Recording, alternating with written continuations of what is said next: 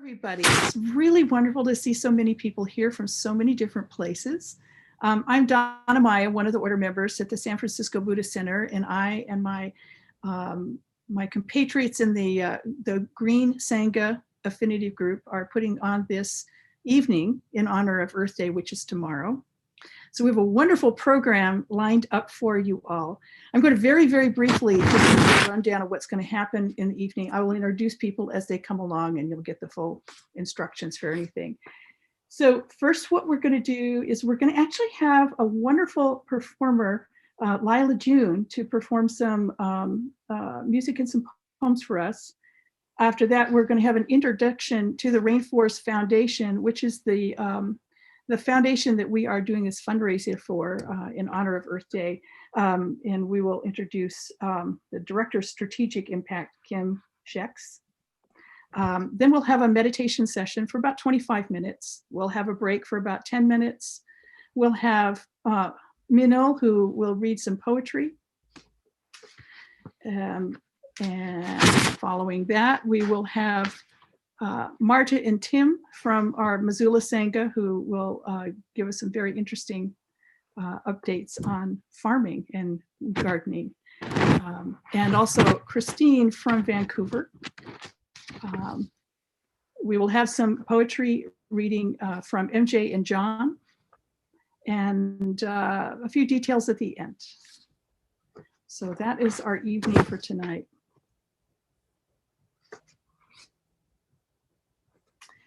So I'd like to introduce Lila June. She is an Indigenous musician, scholar, and community organizer of the Diné, Navajo, Tsetsahetsahi, Cheyenne, and European lineages. Her dynamic multi-genre presentation style has engaged audiences across the globe toward personal, collective, and ecological healing. She blends studies in human ecology at Stanford, graduate work in Indigenous pedagogy, and the traditional worldview she grew up with to inform her music, perspectives, and solutions. She's currently pursuing her doctoral degree, focusing on Indigenous food systems and revitalization. I'm pleased to present Lila June. Hello. So happy to be here.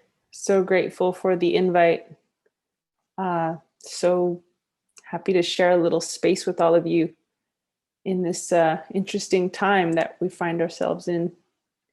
And before I start, I just want to introduce myself in my mother's language, which is Denebizad.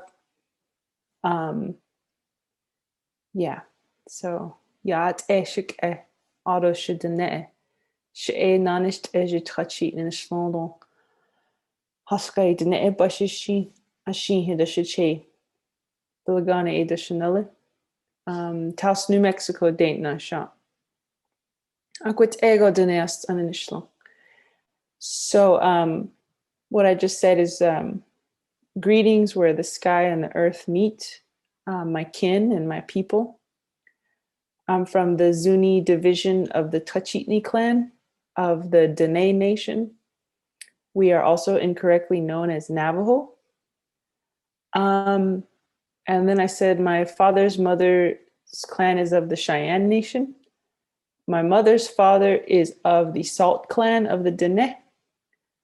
And my father's father is of the European clans, as far as I know. And I hail from a little town called Taos, New Mexico. And in that manner, I present myself as a Dene woman. Yeah, just really grateful to be here. I guess I'm going to sing one song and also read one poem in the spirit of your gathering. And this song was actually by request from one of your organizers. So I haven't sang it in a while. I had to practice it earlier today. So it was really nice to get back in touch with this song. It's called Mammolad, and Mammolad means motherland in Welsh. And it's really to honor my Indigenous ancestors from Europe. and also in honor of the women who were burned alive and drowned alive as witches, who were carriers of that indigenous knowledge. And I think in light of Earth Day, it's important for all of us to get in touch with our indigenous roots, no matter where we're from, because those are the principles and practices of those ancestors that are going to guide us to being connected to the sanctity of the earth and the sanctity of women, which by all accounts is fundamental to being a sustainable society.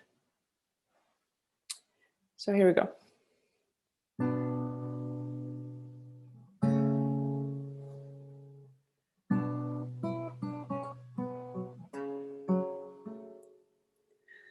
"6 million women thrown to the flames. The library is burning. I'll remember their names. The first colonization of the human race didn't happen in America. It happened in the place of Mammolad, mother country, Magyarország, the people's land, nasza ziemia, the people's soil. I hear you calling. We've been afraid to look at the past and see the truth that's there. But take my hand, let's walk the land. Now you don't have to be scared. There's an ancient motherland that we have forgotten. And great-grandmothers burned at the stake for holding the earth in their hands. For holding the earth in their hands. For holding the earth in their hands. Persecuted as witches, warlocks and killers. But these were not evil people. These were Europe's healers. These were Europe's healers. They were healers, and not descend from healers. And this old heart of mine, it weeps away for all of our ceremonies growing up in flames. But feeling is healing, and these tears are falling like rain. Yes, feeling is healing.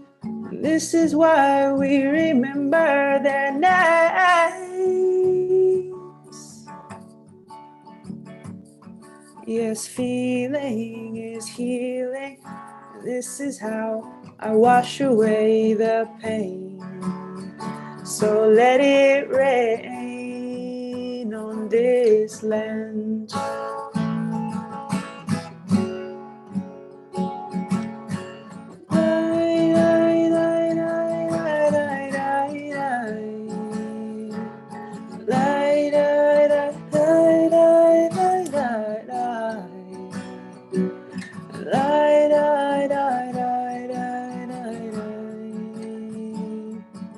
My mother's medicine lives in the earth, rising from the ashes as we remember.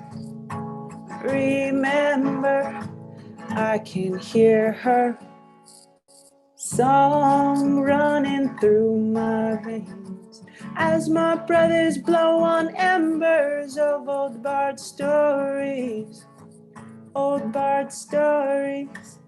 I will place my feet in the Tuscan stream to mend the tattered edges of my father's dreams. My father's dreams. I will not choose war. I will choose peace. And honor the ancestors that live inside of me. Live inside of me. Live inside of me. Live inside of me. Hey, yeah.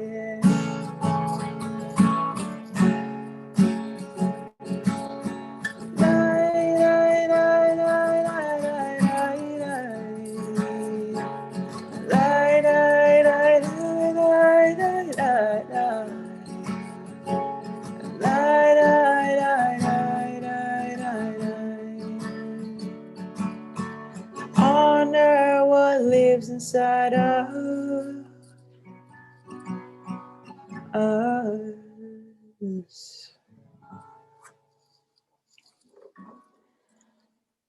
So that song was a song that came out of a lot of research about Europe. And Europe before it was even called Europe. There's one line that says, "As my brothers blow on embers of old bard stories." And the bards, if you might remember, are the ones who were the keepers of the stories in Scotland, in Indigenous Scotland. And when the colonizers came to Scotland, their first order of business was to first kill the bards and then bury them face down so their stories would die with them.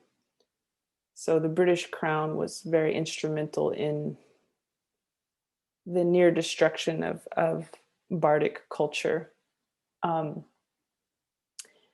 And yeah, just thinking about the parallels actually between Indigenous peoples and European peoples. And we both had our languages prohibited as late as the 1930s. If you were caught speaking Welsh in school, you would get a block of wood tied around your neck that had the letters WN written on it, and that stood for Welsh not.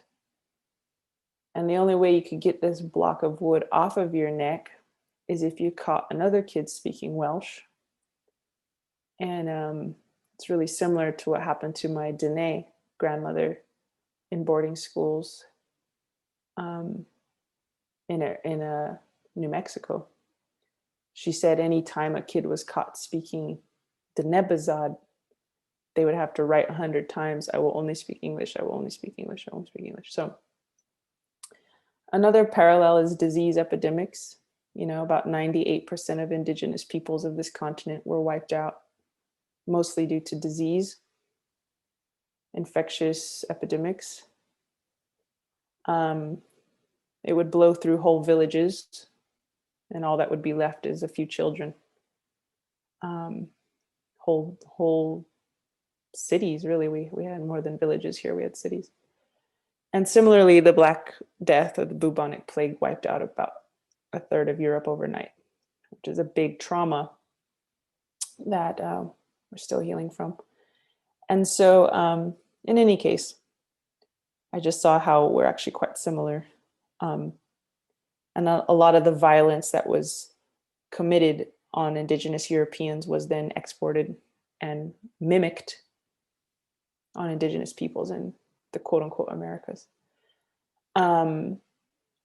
So yeah, I could go on and on. But the last thing I'll say is that they did find a clay figure in the soil in Germany back in 2009. And it was a figure of a woman. And it is thought to represent that culture's honoring of the feminine, the goddess culture, and the culture's honoring of the earth. And they radiocarbon dated this figurine, and it was 40,000 years old. So I believe that is the time that our ancestors as Europeans are beckoning us to a deeper time frame. Not the time of Europe that dominates our understandings, like Napoleon, King Louis, those things. And I think that goes for all of us, no matter who we are, whether we descend from Africa or Asia or Australia or Europe or this continent. It's we all have really ancient societies. And I think the older the society doesn't necessarily mean more primitive. I would argue that America is the most primitive civilization to ever walk the face of the planet, for a lot of reasons, but I won't get into that. So, okay, I'll do a poem and then I will hand it back to y'all. So thankful. Thanks for letting me have a few minutes. And blessings to your community and the work that you all do.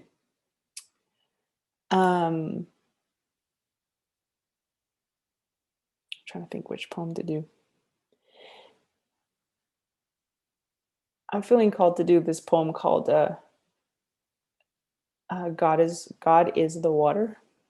Okay, here we go. When I close my eyes at night, I can feel the rock being cut open by water.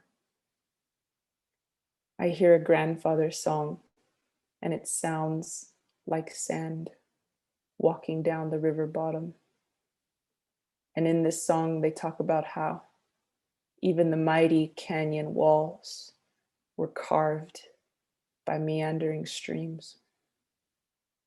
Beneath the gentle waters, there are people, not people like you and I, stone people.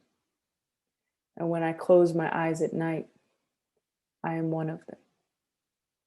And over lifetimes, the river courses over me until I am polished and smooth. She teaches me about patience and forgiveness. She teaches me how to be gentle, yet persistent.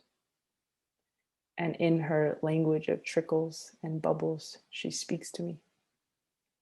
And she says, journeys. Journeys, take them, but try not to forget who you are along the way. I have nothing for you but these words. So place them in your pocket, and I will see you again.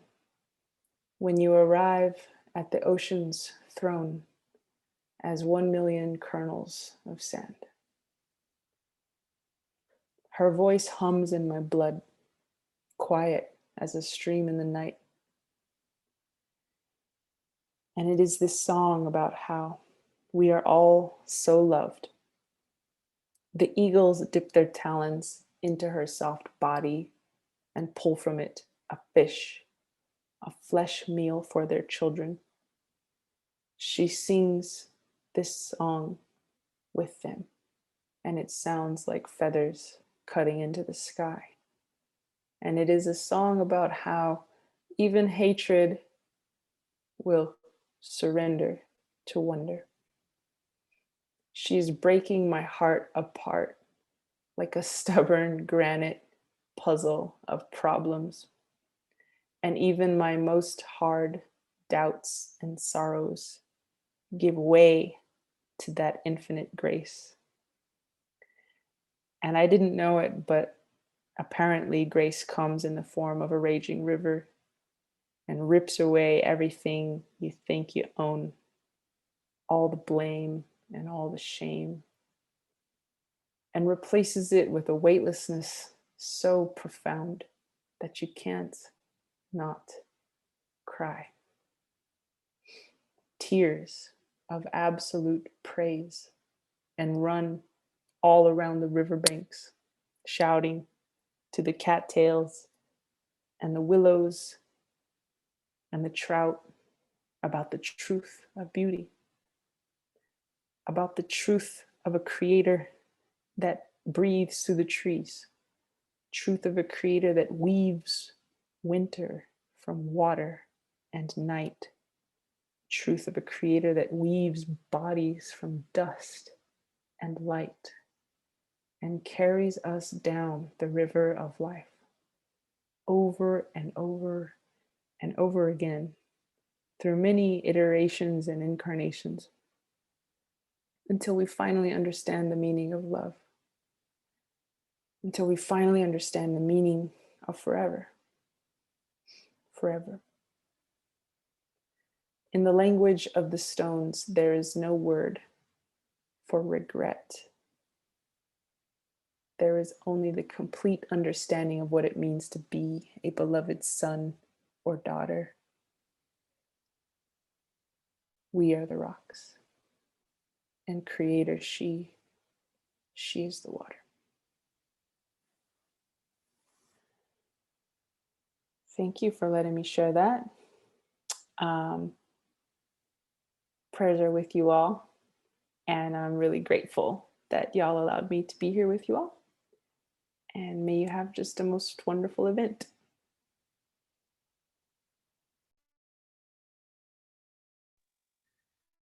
Thank you so much, Lila June. That was wonderful. Yeah. May you go in beauty. Thank you.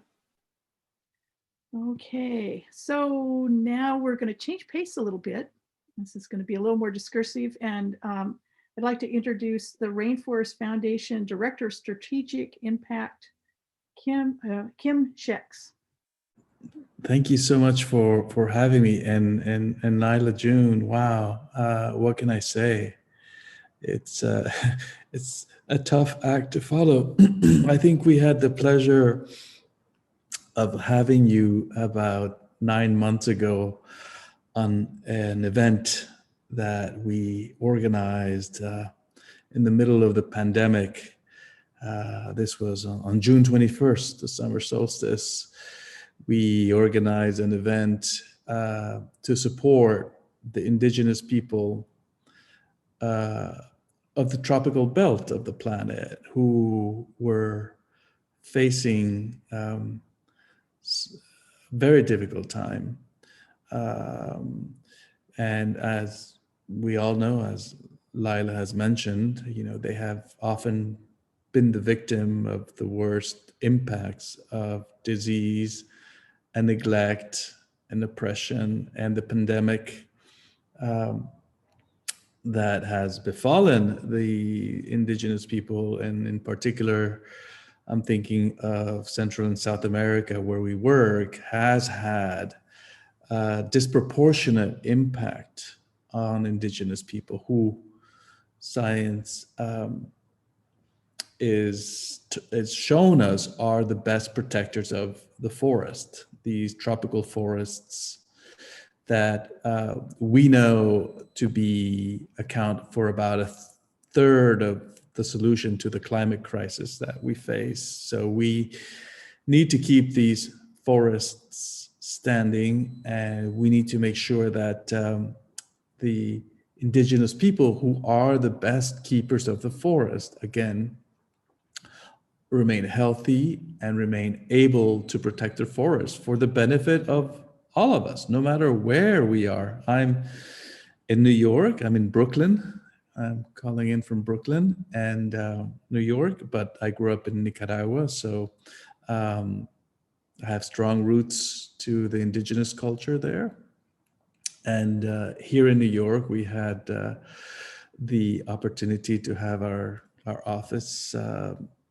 We work here at the invitation of the historical Lenape people who inhabited the region. They have come and allowed us to work and do what we do here in Brooklyn.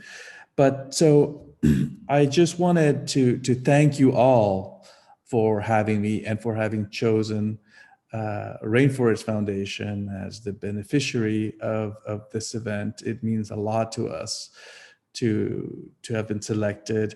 And I think there are a number of things that connect us, that connect you to indigenous people, that connect the Buddhist faith to the faith of indigenous people, which is at its heart a vision an understanding of nature and the role it plays in governing every aspect of our lives. So that this is a very, we don't often get a chance at Rainforest Foundation to talk about the role of faith and belief in how everything is tied together. So this is a real treat to be able to be with you and try to find those connections between you wherever you are and the people who live in the forest, who live and breathe and depend on the forest for every aspect of their lives. They and without them, we would certainly not have the amount of forests, tropical forests that we have today. And in this, we know one thing for sure is that in this decade, this is the decade that we have to go all in, and we are going all in to protect the forest. So I had prepared a brief few slides to share with you, just to explain what it is we do, and how your support would help advance our mission. And if I'm allowed to share my screen, progress, I think, for all of us, and I think we've all been here before. So yeah, essentially, so now we're going to move a little bit away from Lila's very spiritual message and warm and cozy and cosmic vision, and to something a little bit more practical here. Rainforest Foundation was founded 30 years ago by this guy on the left that some of you may recognize. His name is Sting. He is a British musician. 30 years ago, he was on tour in Brazil, and not quite sure how, but ended up, I think they had time off during their tour, and he went to visit a indigenous group of people known as the Kayapo. And he fell in love with the Kayapo. He met the chief, that's Chief Raoni on the right on the screen. And Chief Raoni at the time was fighting to have his territory, his land recognized as indigenous territory by the state, and was having difficulties.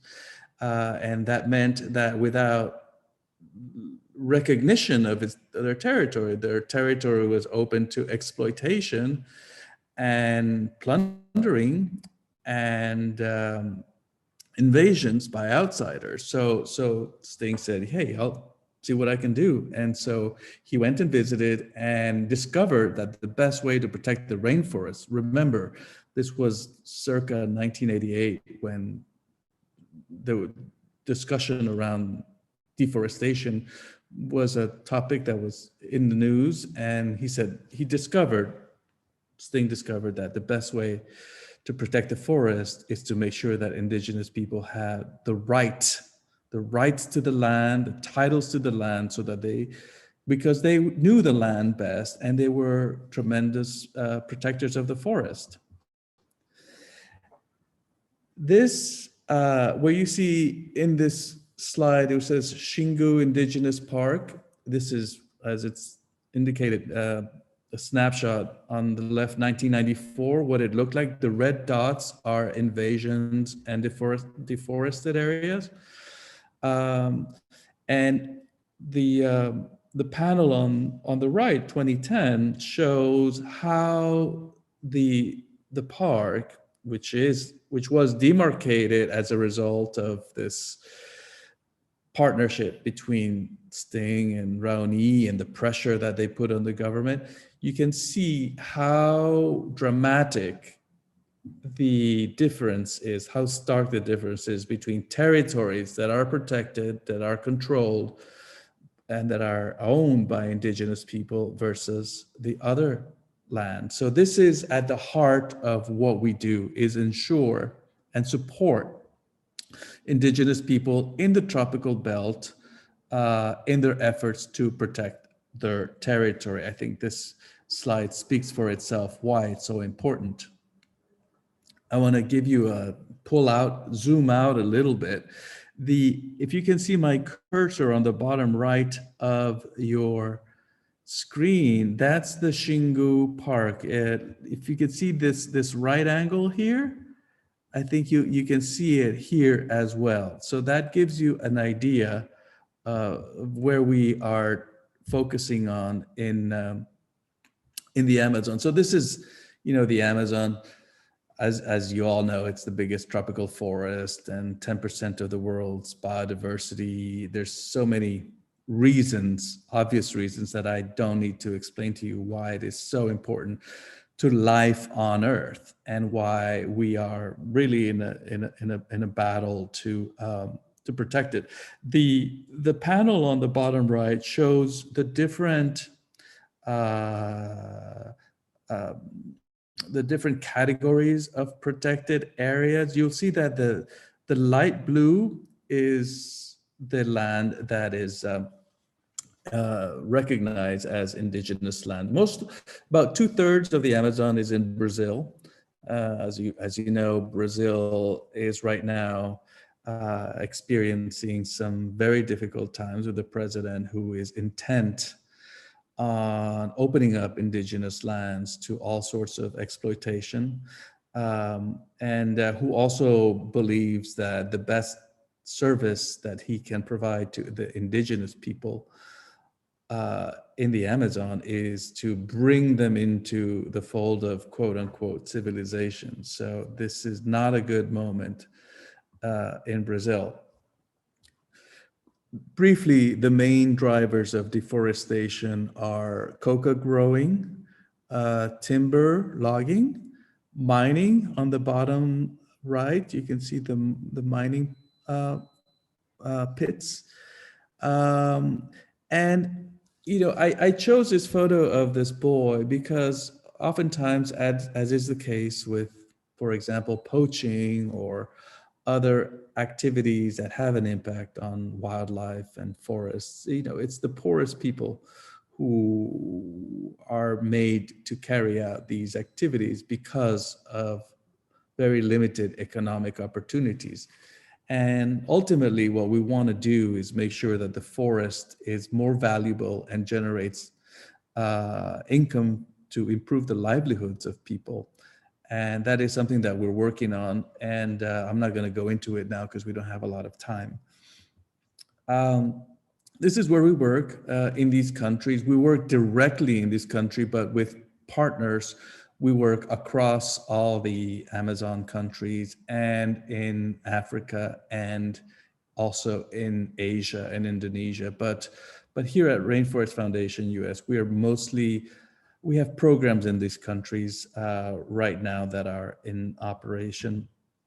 And what do we do? So I mentioned earlier the importance of securing land rights for indigenous. That is the cornerstone. It's like your house or your car. If you don't have a title to it, how can you prove that it belongs to you and that you can defend it and protect it? So we partner with indigenous people, make sure that they go through support them through the tedious process of obtaining title and helping them manage their territories, support them in the advocacy efforts, and once the organizations have arrived to a place where they have recognition or title, and then becomes the important part, which is monitoring the land, because okay, you have title, but how do you prevent the land from deteriorating or degrading from outside forces? So I want to just briefly take you into the territorial monitoring icon here on the bottom right and tell you what it is that we do. Our flagship program is actually very exciting. It's about providing indigenous people with the technology, the tools that they need to identify threats to their territories and take action. And these tools are in the form of satellite images, drones, GPS enabled cell phones. And so they'll get an alert from a satellite that's flying above the Amazon. It says, hey, in that corner of your territory, there is something strange going on. You should go investigate it. And they'll go on foot patrols and investigate to see who is doing what. And that turns into action and the expulsion of invaders. And this tool, there's a scientific study that is coming out in a week or so by major academic institutions in the US, randomized control trials, that shows that this methodology dramatically cuts down on deforestation. And so our goal is to accelerate the deployment of these tools across the Amazon and across all territories where there are indigenous people who have already said that they want this tool. And it's cost effective. This is cheaper than many other tools that are being promoted out there for the protection of the forest. So, just briefly, so they'll get the alert. The alert is then processed by the community. The community goes and investigates, and then they report back to the leaders, and they say this is happening. And then the leaders, the community as a whole, determines what actions to take. And so, sorry, I have to interrupt. I have the terrible role of timekeeper. Oh, sorry. But I also want to just say it's incredible what you're doing, and especially the role of technology in it. And we're very excited that we can be a small part by helping bring funds to what you're doing. Yeah. So if you could make I'm pretty much okay. Sorry. I'm done. So essentially, this methodology works, and the forest is being replanted in places where it's been taken back from those who would seek to destroy it, and it's being replanted and rebuilt. And so that is what I can tell you. And if you have any questions, by all means, feel free to reach out anytime. That's my mobile phone. You can call me, and I'm happy to answer any questions you may have. Thank you for having me, and I hope that you have a great rest of your event. Thank you. Thank you so much. This has been fascinating to hear and see the slides. So thank you so much for joining us. Thank you. All right. So we're going to do a meditation, which I will lead us through. It's called Upeksha Bhavana, or the cultivation of great equanimity. And this will be about 25 minutes long, and then we'll have a break. I will, as you settle comfortably into a posture, sitting or lying or standing, that you find amenable to concentrate in. I am going to just give you a little bit of an introduction to what Upeksha Bhavana actually is.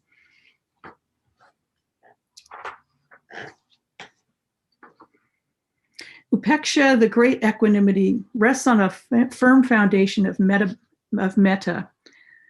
Metta is the ground out of which springs the other Brahma Viharas, the divine abodes. Karuna, great compassion. Mudita, great joy in the joy of others. And Upekkha, great equanimity. In response to seeing or experiencing dukkha, the unsatisfactory, the painful in life, metta blossoms into compassion, karuna. When it meets happiness and good fortune of anyone in the world, metta blooms with joy in the joy of others, mudita. And since our worldly experience is so mixed in worldly life, metta takes all of it, the suffering and the joyful, and flowers the great equanimity, able to hold everything and anything lightly and with great sensitivity and attentiveness.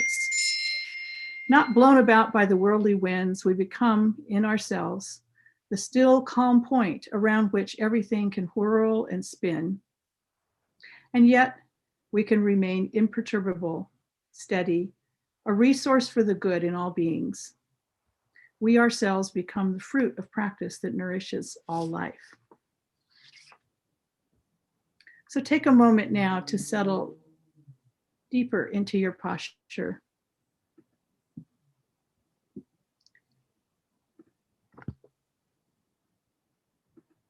And in this first stage, let's have metta for yourself.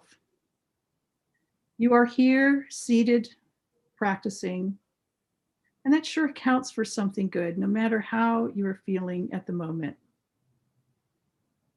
However you are feeling now, feel your contact with where you are sitting or laying down. Feel the great mass of the planet beneath you, which supports all that you are sitting on. The earth supports you gladly. Gravity is the earth pulling you into her constant embrace.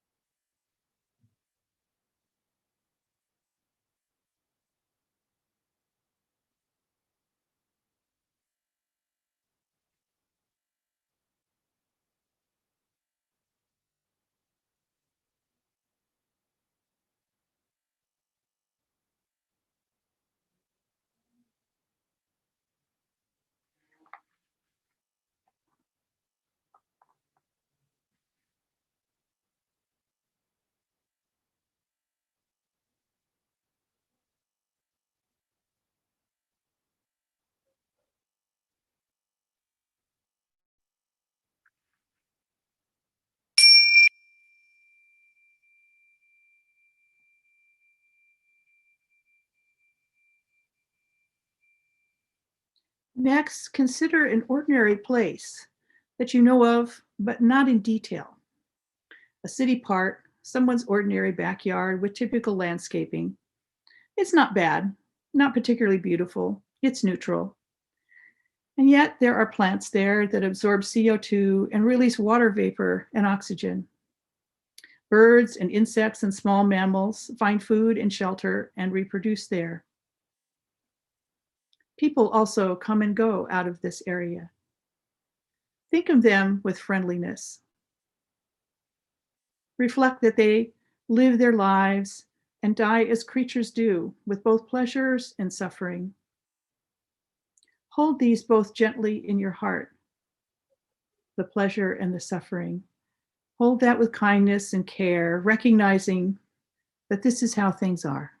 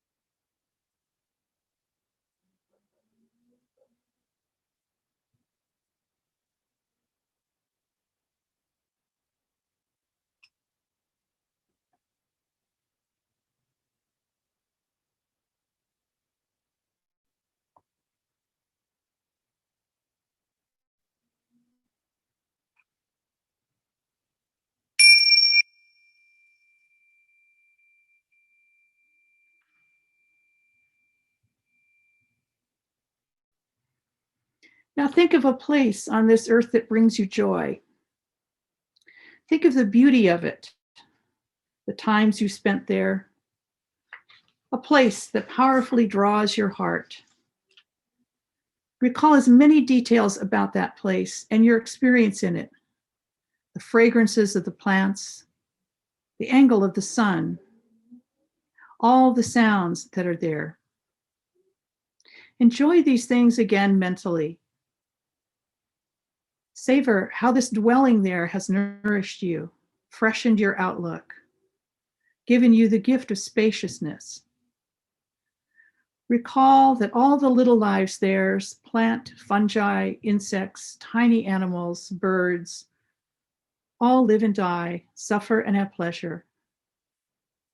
Hold all of this in your heart with kindness and care, recognizing that this is how things are.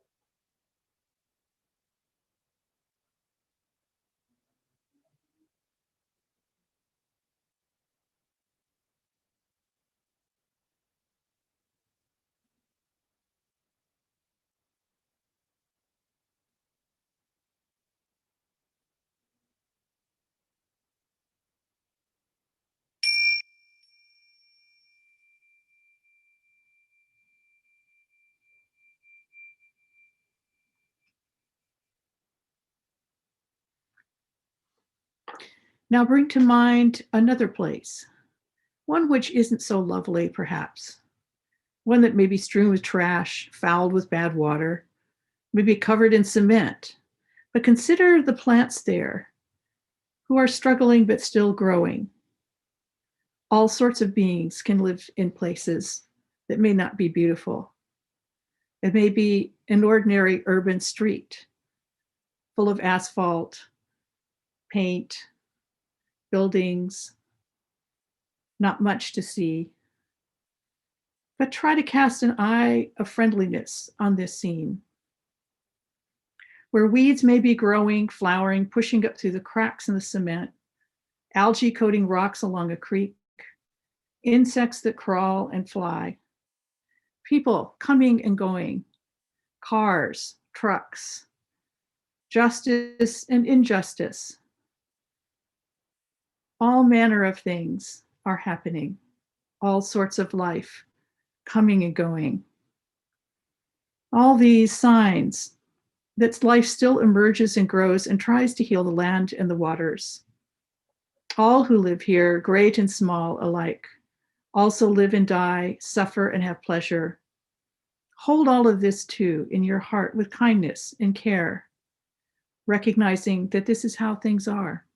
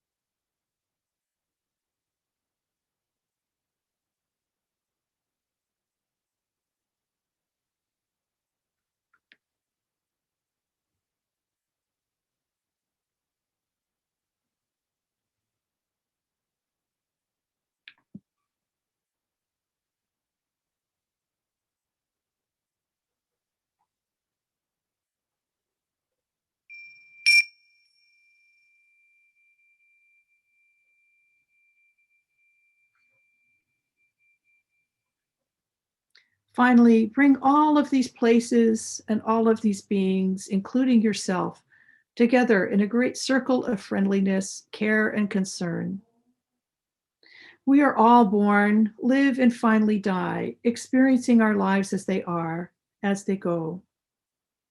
Pleasure, pain, beauty, and ugliness, all of it, the great circle of life, all the coming, staying for a little while or a little while longer, and then each of us go. Hold all of this in wonder, in kindness, in care. Recognize and savor. This is how things are.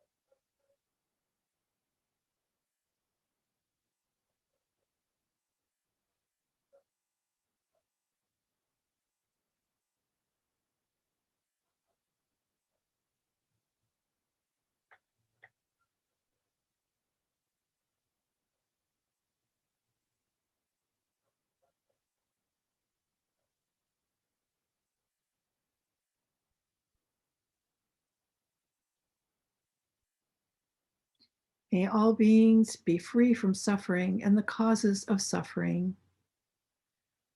May all beings make progress on the path to goodness. And may all beings in time come to abide in the bliss of liberation.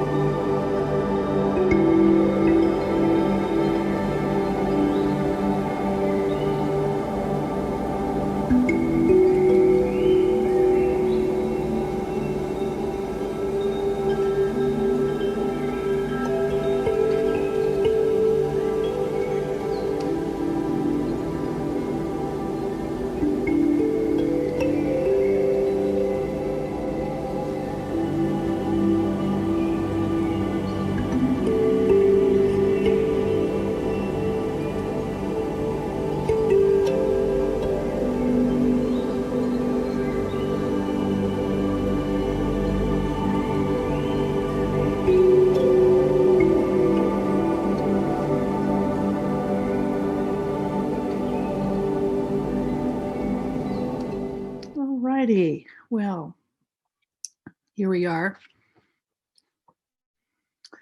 Back for more. So yes, we've got some very, very lovely things about to happen. First up will be some poetry read by Minal Hajratwala. She goes by they and she. She's the founder and guiding coach of the Unicorn Authors Club, helping BIPOC authors and allies who really mean it to finish their books. She started coaching authors after the publication of her first book, Leaving India, My Family's Journey from 5 Villages to 5 Continents, which was called Incomparable by Alice Walker and Searingly Honest by the Washington Post. It won a PEN Award USA Award, an Asian American Writers Workshop Award, a Lambda Literary Award, and the California Book Award. She's the author of a poetry collection, Bountiful Instructions for Enlightenment, and a travel guidebook, Moon Fiji. As a journalist, she is an editor at large at Zocalo Public Square, ran the Sunday Perspective section of the San Jose Mercury News, and was a National Arts Journalism Program Fellow at Columbia University. In 2010 through 2011, she was a Fulbright Senior Fellow in Mumbai, where she edited a groundbreaking anthology, Out, Stories from the New Queer India. So Minal, so glad to have you here. Thank you. Can you hear me okay? Yes. Yes, okay. Well, much respect to Lyla and Kim for such beautiful words, and thank you to Mary Salome and the other organizers in the Sangha for putting this together. I have been very lucky to spend time in forests, including rainforests, in my life and to write there. And so I thought today that I would share and start with a poem written in a forest, which is actually under quite a lot of danger. This poem is called Grief Residency, and I wrote it a couple of years ago while I was on a writer's residency at Armstrong Woods near the Russian River, which, as some of you may know, suffered quite a lot of damage in last year's wildfires, and I was lucky to be there during a period when I was recovering from a series of personal griefs. And I think that there are so many amazing things about our forests, but one is that they have this incredible capacity to sustain us and the wildernesses of our own emotional lives and our communities. So this poem is about that. Grief Residency. When suddenly the two intersect, the great love and the great sorrow, you understand that all your life you've been walking toward this crossroads. When you thought you walked the road of passion, when you thought you walked the road of pain, when you thought you walked the road of rage, when you thought you walked the road of transcending all roads, you were aimed like an arrow under this bright half moon from a god's bow to this very crossroads. And not one thing in the world has paused for your suffering. Bees inscribe their hexagrams in wax, snake skins shatter under boots, wild jasmine climbs the old prune racks in fragrant wise. Borders whisper, I will keep you safe. Rats hoard fuzz and tumbleweed in the barn. Everything wants a nest. The Zen teacher asks, does this cat have Buddha nature? And as the student hesitates, he cleaves the cat in half.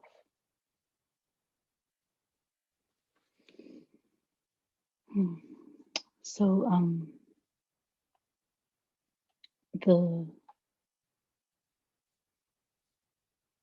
the Zen tradition, which I mainly practiced in, has these koans, as you probably know, and they can be quite tough. um, and one of the qualities of forests, including rainforests, is that they can also be quite tough to inhabit in our soft city bodies. um, the most numerous citizens of rainforests are, of course, the insects. And so this is a poem that I wrote when I was in a place with a lot of insects, and it's called Insect Koan. It's from my book, which has this beautiful, my book is called Bountiful Instructions for Enlightenment. And the book, I just want to share this image, is this beautiful image by a Tibetan diaspora artist named Aung Sharon Serpa. And it has basically a bunch of Buddha parts in a specimen jar and flies sort of crawling all over the jar, which I think is really cool. So, Insect Koan. Often I think of Siddhartha Gautam meditating in the jungle among the creatures short and tall, noble and ignoble, elephants, gazelles, mynas, inexhaustible flies. Paintings never show the enlightened one frowning as tiny sentient beings swarm his lips, eyes, nose, nor do statues lift bronze fingers to brush off gnats buzzing about the awakening. In the old books are stories of rishis so sincere that neither snake nor tiger bite deterred their devotions. But my practice crawls up my skin and twitches and tickles, skitters along the surface. Makes me wonder if these are my ancestors, come to encourage me as relations often do in the most inconvenient of ways. Everything has a skin. This cushion, with its 1,000 stitches, stones and their history of water, the smallest flea, its translucent blue-black wing. But isn't the nasturtium agitated by the hummingbird's slurs? Doesn't the pond resent the wind brushing ripples into the portrait of mountains and clouds and shadows of mountains and clouds that it has been painting all morning? How did the Buddha learn to say to the she-mosquito, "You, with your fertile thirst, come to me and drink"?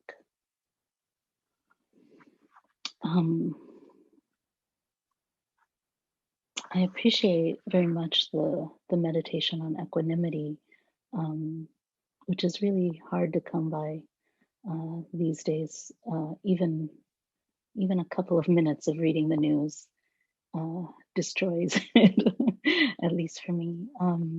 And I think that, sometimes I really struggle with the place of rage in our lives and in our practice. So I would like to share two pieces about rage. One is has the title, I am broken by the revolt inside me. Sorry, I just have to find it again.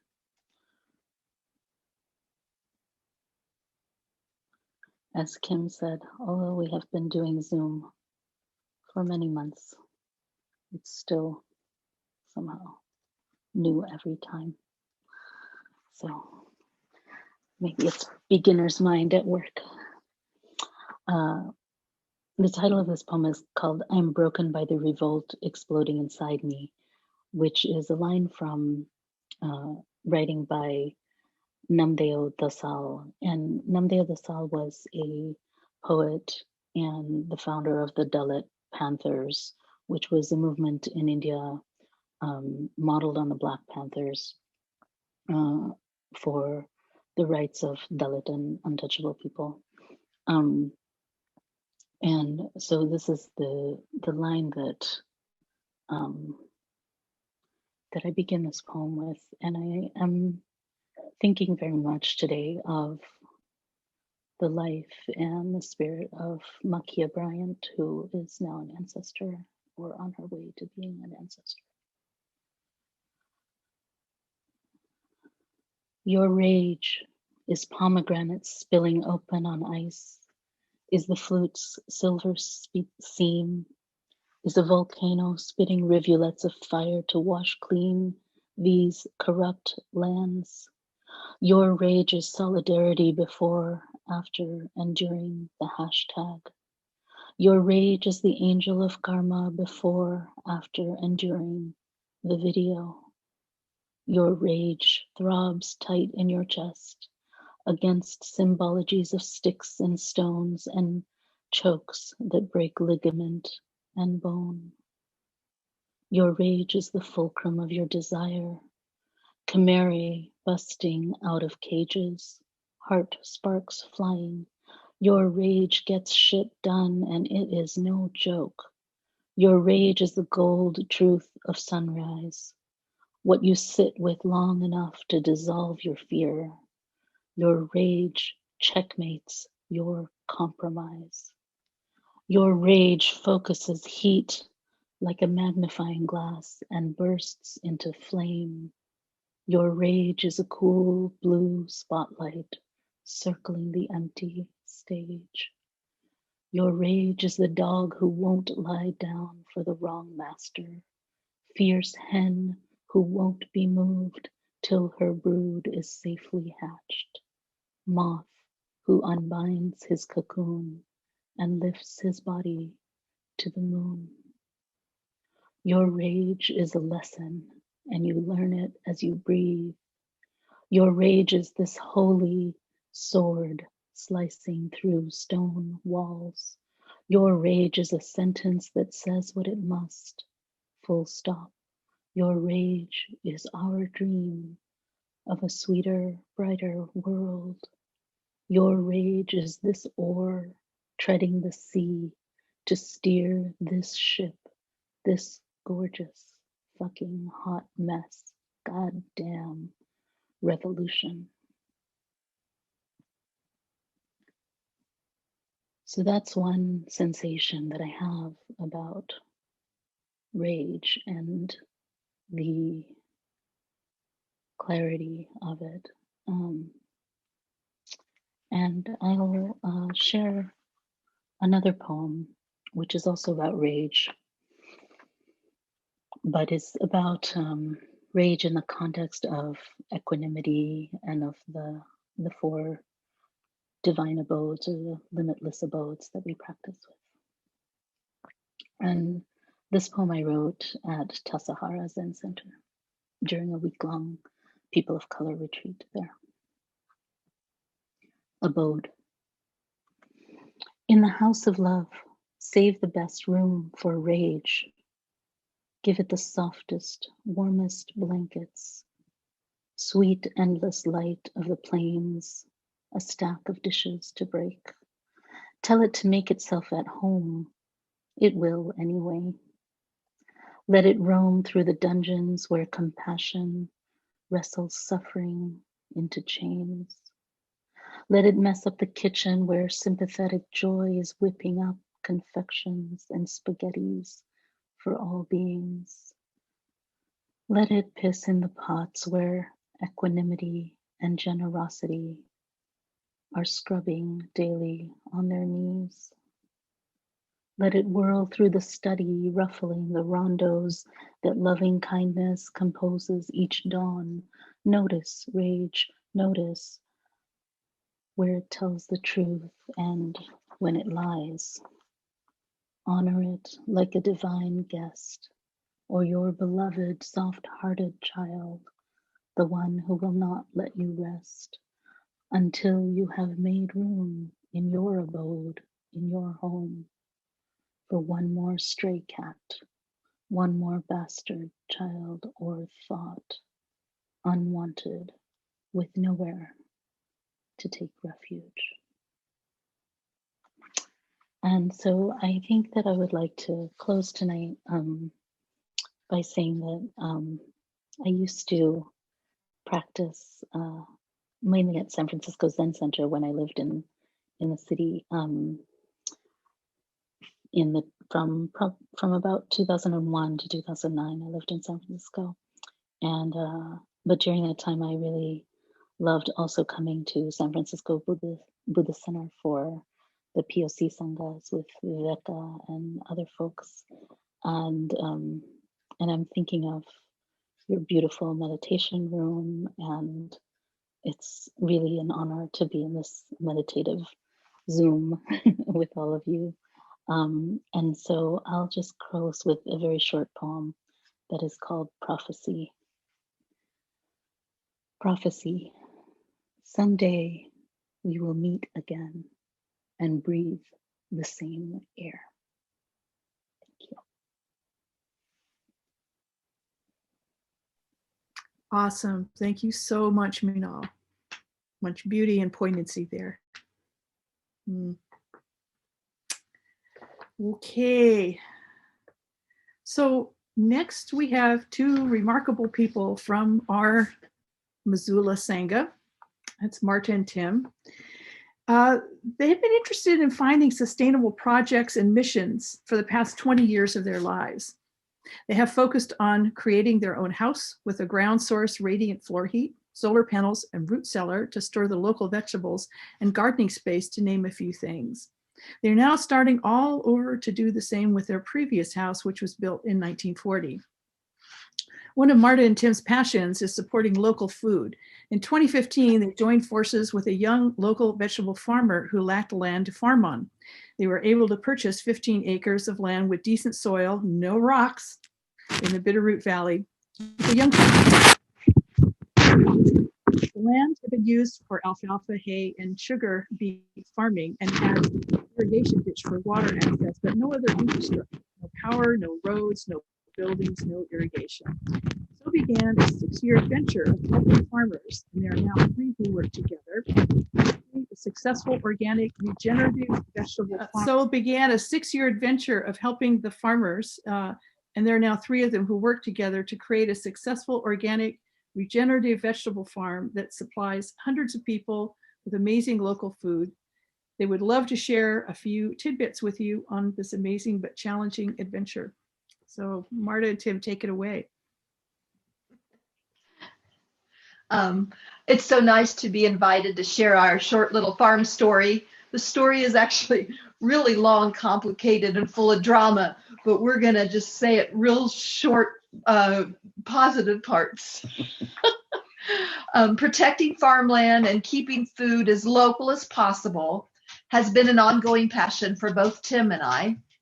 We had been getting our CSA, which stands for Community Supported Agriculture, for 2 years from a young 20-something farmer named Max. In these 2 years, we had watched Max, the farmer, lose his leased land twice after preparing soil and erecting fences on the land that he had lost. So in 2015, we asked Max if he would be interested in looking for local farmland with us. This land would be for him to farm on, and he was quite excited to join us in this search. We found 15 acres on Craigslist, just 33 miles south of Missoula, with good soil and some irrigation canal water access. This land had been used for sugar beet farming and alfalfa hay farming in the past. What this farmland did not have was any infrastructure. There was no power, no buildings, no road. It was really a muddy mess when it rained. There was no irrigation. So over the past 6 years, Marta and I have been working hard, helping the farmers get those things in place. We first helped them put in an irrigation system throughout the whole growing area, which was kind of stressful, but we got it done, and it continues to work quite well today.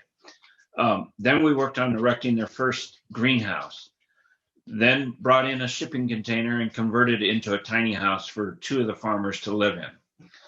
After that came the most important infrastructure that helped improve the whole farm operation. And that's what we call the barn.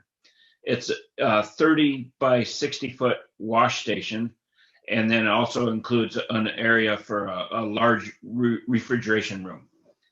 The past year, we were able to help the farmers increase the value of their tomatoes by canning 350 jars of tomato sauce to sell. Almost all the ingredients, the garlic, the onions, tomatoes, basil, carrots, parsley, were grown on the farm.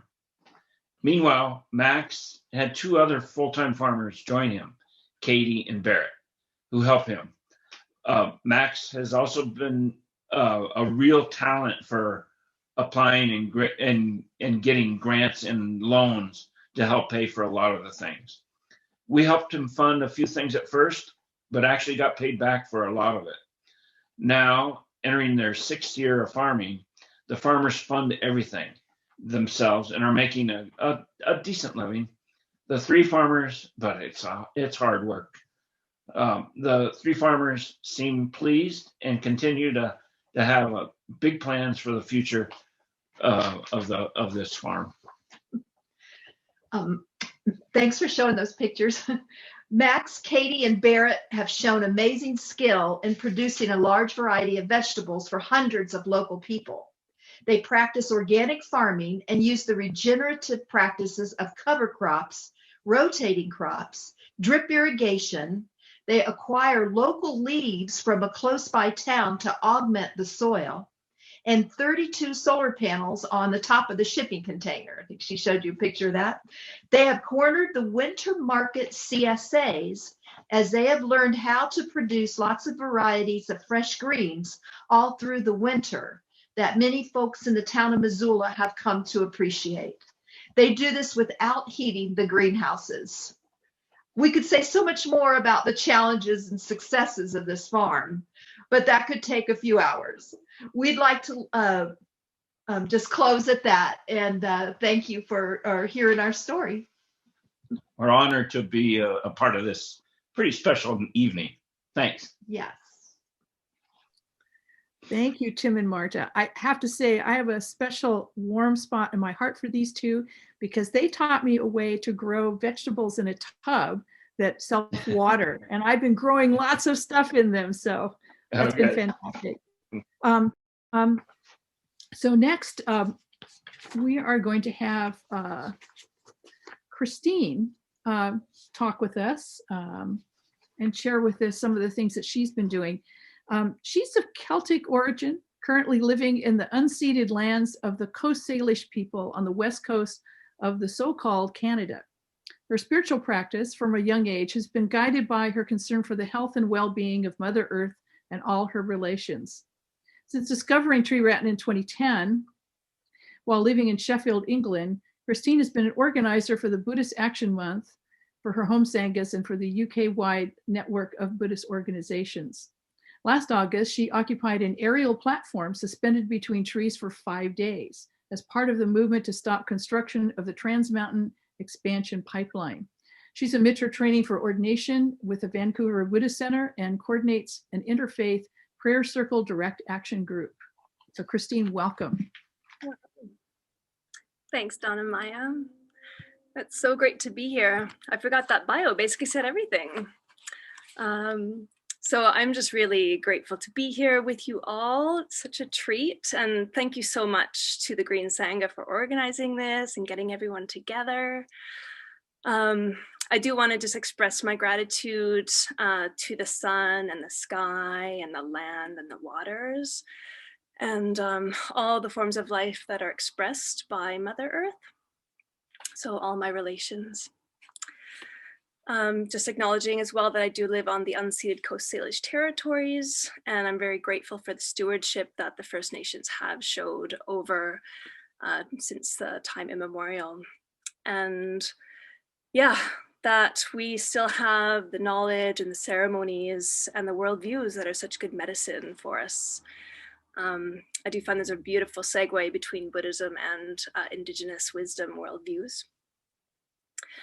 So yeah, 7 minutes. As Tim and Marta were saying, there's not much you can say in 7 minutes.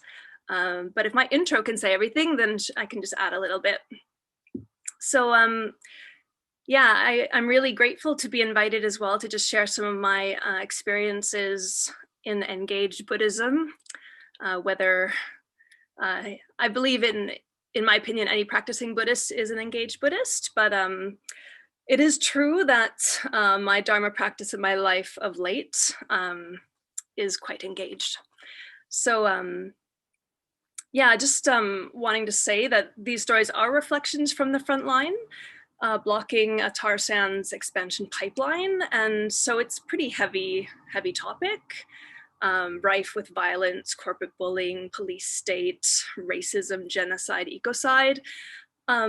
So I just want to say right from the start, I invite you to drop any anxiety you may have around this topic and simply listen.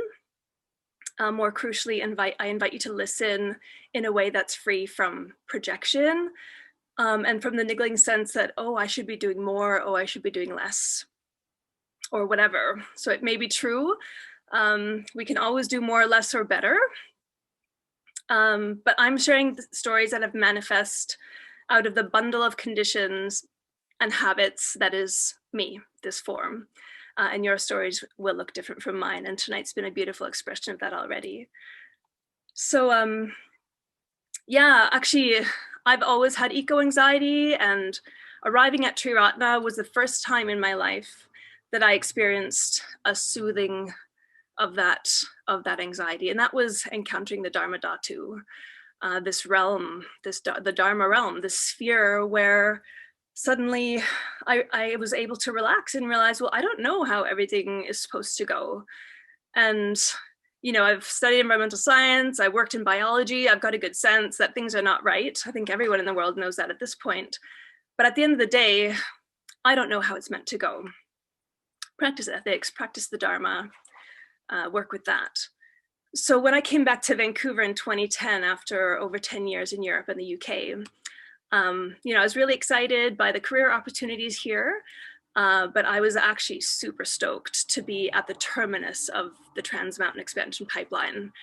I really felt very strongly that I could not allow this to go forward over my dead body, which, you know, I'm grateful to friends like Ari Drishti who would say, your body is a lot more worthwhile alive than dead. So I do take the grain of salt there. And so in 2010, the pandemic actually presented a great opportunity to really get involved. And that was through that tree sit that Donna Maya mentioned. So that's where the story builds traction. So sort of a Dharma warrior notion. So I'm just going to give a little glimpse of what I've been up to since August. And then I'll follow up with the small insights. And I do mean insights with a little I from these experiences, and also just some new flavors of practice that I've been really lucky to have, I feel. So occupying the portaledge was perhaps the first opportunity to really take on what I felt, and I still feel is probably one of the strongest takeaways, is this sense of truly playing around with the lakshana of anatta, of no fixed self. And it's quite a big truth to engage with. But at the end of the day, when I made that decision to go up and live in a tree, well, actually on a portaledge, you know, the size of a coffin, as they say, suspended between trees, wobbling in the wind and what have you, a very difficult and confined situation, completely roped in at all times. Oh yeah, here's some pictures. So we've been protecting this forest. This is one of 3 tree houses that you see. That's actually the Hilton. And I was in the suspended portaledge. And the decision that I made to go up there was, I wanted to make sure that I made that decision based on my body and not my mind, certainly not my ego. So I was really grateful to consult with some of my order member friends like Upakaran and Satyavasini and Vimalasara, and just really kind of think it through. You know, I actually have never climbed before, and here I had to ascend up a rope suspended from another rope. So it was a really great practice in listening to my body and really letting the ego out of the picture, like intentionally blocking it out of that decision. Another really interesting expression of this realization of no fixed self has been, perhaps you've heard this before as well, that you know, land defenders, water protectors can be seen as expressions of Mother Earth actually protecting herself. And I find that quite a beautiful evocation. And it really, you know, especially because we're working so closely with Indigenous allies in this situation, protecting this forest and these trees and all the life, you know, this really kind of animated view of the natural world as something that is, you know, totally interconnected, and to really kind of drop my human ego and just become a bit more of an animal. And more importantly, to really feel like part of this universal connected expression of life that doesn't actually have a self. There is no separation. So that's pretty powerful. And then of course, the notion of selfless generosity, you know, kind of preventing fossil fuel expansion, especially the tar sands, you know, by stopping this pipeline and reducing all the stuff that comes with it. That's actually for the benefit of future generations. There will be no thank you cards to be expected. Like, this is not anything to expect anything in return. Even protecting the habitat from the fish and all the nesting birds, there's nothing to be expected in return. This is our current tree sit, which has since been upgraded. There's a sun deck, and yeah, it's quite a beautiful spot. Yeah, so I guess in my final minute, so no fixed self was quite a big theme. I've also relied on the 4 powers, which are the power of Dharma Chanda, the thirst for higher states. So actually seeing the opportunities. So this is a photo that I took from the portaledge. And so you can imagine the potential for fear to arise, especially at night, gets dark, you're in the woods. So I would evoke Amoga City and really, you know, use the mantra, do whatever, like really just play around with the Dharma, but also feel the effects of it. So Dharma Chanda, I really consider one of my superpowers. Well, it's not mine, of course. Skillful pride is another one. So considering that I am in the lineage of the Buddha, I think that's day 1. It's pretty sleepy. The 3rd power is joy. This is our prayer circle. It's physically distanced, as you'll see. And the 4th power is rest and letting go. And of course, that's really important to kind of remain nourished and resourced. So I'll just close by circling back to gratitude. I'm really grateful to be together this evening for the opportunity to practice the Dharma, to practice land protection without fear of serious oppression or murder, because that happens in many places. Much gratitude for our ancestors. You know, we are on the shoulders of generations who have done their best to leave the world in a better state. And also gratitude for our innate goodness and our capacity for change. Thank you. Thank you, Christine. That was wonderful to hear about what you've been up to, and props to you for sitting up in that tree for 5 days. That's something not many of us could do. So now we're going to have some delicious poems by MJ Moore, who will read to us. Well, actually, Donna Maya, I'll be reading the poem. But you're reading the poem. Okay, a little confusion about who's doing what, but okay. So as a member of the San Francisco Buddhist Center Green Sangha, I want to thank all of you for attending tonight and helping us to raise money for the Rainforest Foundation. especially those of you who are in other time zones. Thank you so much. I want to read a very short poem by the great contemporary American poet Mary Oliver. She passed away recently in 2019. She had a very strong connection to nature and the earth, and this is reflected in her poetry. So as I read this poem, I would like you to close your eyes. And I would like you to think of your connection to Mother Earth. And think of her as a loving parent, someone who is life-giving, nourishing, and protects us. And as a child of a loving parent, we want to honor and protect her. So in honor of the rainforest, I'm reading the poem, Sleeping in the Forest. I thought the earth remembered me. She took me back so tenderly, arranging her dark skirts, her pockets full of lichens and seeds.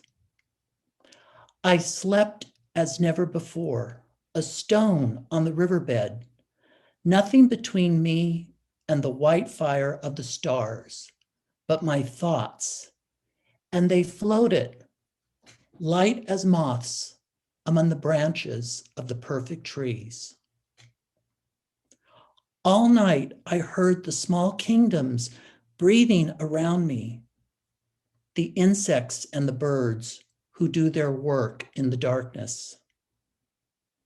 All night I rose and fell as if water grappling with the luminous doom. By morning, I had vanished at least a dozen times into something better.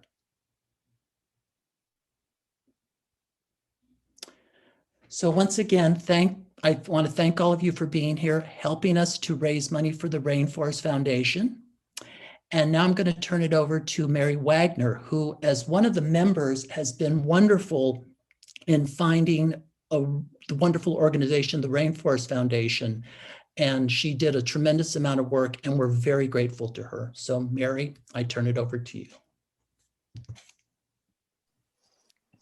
Thank you, John. Wow, that poem book really choked me up.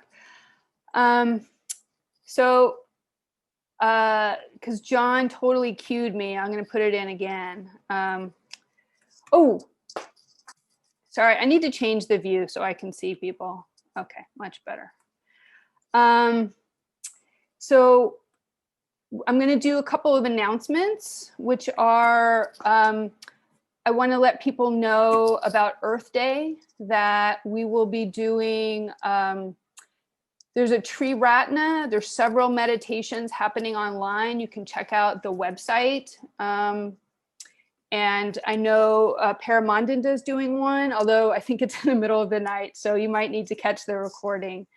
And then on Saturday, there's a big event at Lake Merritt. It's a Earth-related event, and they asked the Green Sangha to do an opening meditation for them. And we are super grateful to have Viveka leading it. And I'm just going to use her words because they're perfect. She described it as a meditation to come into open-hearted presence and wish for well-being for all forms of life. And I will, at the end, put the link to that day in the chat. And now, just in closing, I just want to circle back and just talk about the Rainforest and the Rainforest Foundation again. Thank you so much for such a beautiful evening and just all the heart that was brought here. And yeah. Thich Nhat Hanh, who's a beloved Buddhist teacher, said that we need to change our way of thinking and seeing things, that we need to realize that the earth is not just our environment, it's not something outside of us, but that we are the earth. And even though it's far-flung, we chose the rainforest because we really recognized our interconnection with it, that the threat for deforestation threatens 20% of the Earth's oxygen. 2 billion tons of carbon it absorbs every year. And we chose the Rainforest Foundation because of their focus to support people, the people whose home is the rainforest. And I want to end tonight just on the words of someone who lives in the rainforest, and then just take you briefly to the rainforest. And this is a Waorni woman who lives in the rainforest, and this is how she describes the forest. Thousands and thousands of years of love for this forest. Because we have listened, learned, and defended the forest, she has given us everything: water, clean air, nourishment, shelter, medicines, happiness, meaning. And you are taking all of this away, not just from us, but from everyone on the planet and from future generations. And so I want to close on something else that Thich Nhat Hanh said, was that only when we've truly fallen back in love with the earth will our actions spring from this love and the insight of our interconnectedness. And so now we're going to just visit the rainforest in Guyana. And this is a place where the Rainforest Foundation is fighting to help Indigenous people gain title to their lands. And I hope it's going to magically appear. Padmatara, is it? Uh-oh, are they gone? Okay, I think I'm going to make it. Sorry, I'm here. Sorry, Okay. I wasn't quite ready. I thought it was at the end, but this okay. is good. No, that's not it. Oops. Sorry. Give me a sec. You're doing great.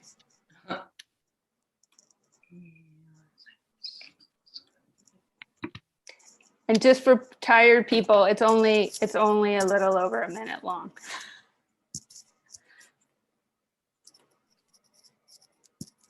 Oops.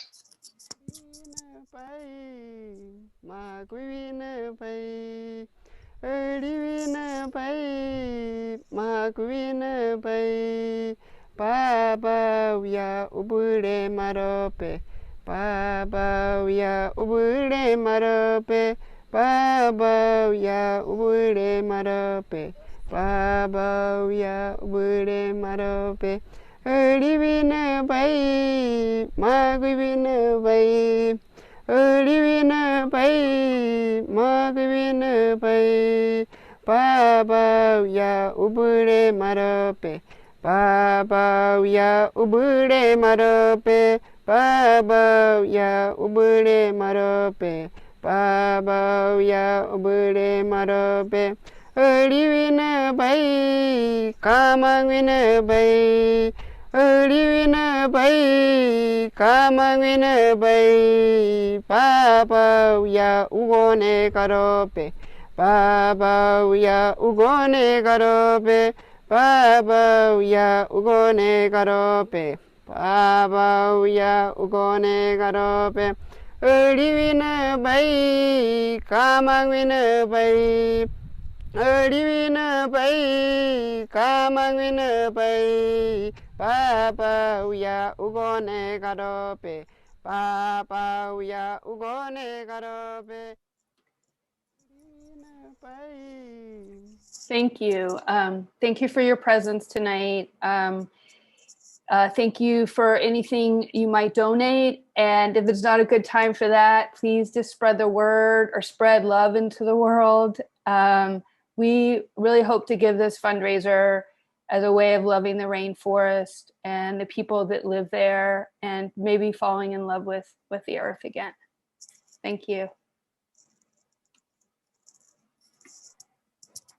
Okay, so we have one last thing that we would like to do. It's also quite short, which is to transfer the merit of all the practice we've done tonight.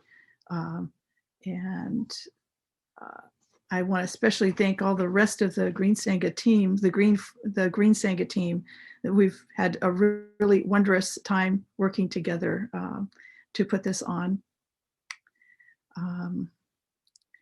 Yeah. Can you roll that up a little bit so we can see it? So what we're going to do is I'm going to lead it, but we're going to do it in unison. And so since everyone else is is on mute, it won't be too confusing with lots of voices cutting in and out. So just for a very brief 30 seconds or so, let's just first sit and absorb what we've heard tonight, the beauty and the poignancy of the work that we are all engaged in whatever way we are engaging in it. And feel the gratitude that arises when we can feel at one with everyone, all beings, the earth.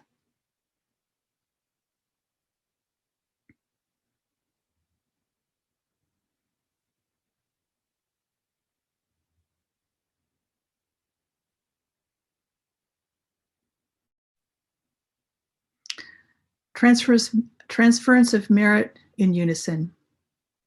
Our prayer that any goodness generated here be extended out into the world. May all places be held sacred. May all beings be cherished. May all injustices of oppression and devaluation be fully righted, remedied, and healed. May all wounds to forests, rivers, deserts, oceans, all wounds to Mother Earth be lovingly restored to bountiful health. May all beings everywhere delight in whale song, bird song, and blue sky. May all beings abide in peace and well-being, awaken and be free.